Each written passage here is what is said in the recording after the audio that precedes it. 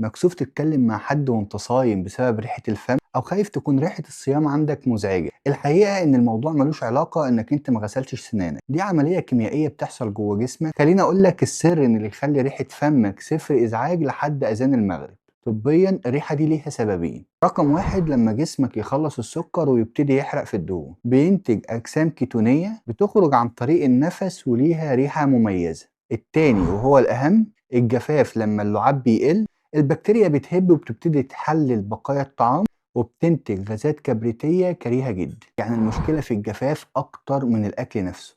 عشان تضمن نفس منعش يقعد معاك طول الصيام ركز في سحورك على الثلاث حاجات دول. واحد، الزبادي واللبن الرايب بيحتوي على بكتيريا نافعة بتحارب البكتيريا الضارة اللي بتطلع الريحة.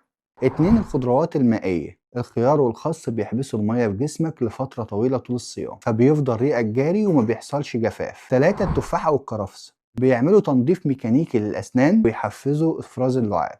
طبق الروتين ده قبل ما تنام. غسيل اللسان، 90% من البكتيريا موجودة على اللسان مش السنان. استخدم فرشة السنان نظف بيها لسانك. استخدم الخيط الطبي ما بين الأكل اللي محشور ما بين السنان بيطلع ريحة وحشة جدا مهما غسلت بالمعجون. سر القرفة، اتمضمض بمية فيها قرفة أو امضغ عود قرفة لأنها بتحتوي على زيوت بتقتل البكتيريا اللي موجودة في الفم. وفي الآخر تذكر أن رائحة فم الصائم أطيب عند الله من رائحة المسك.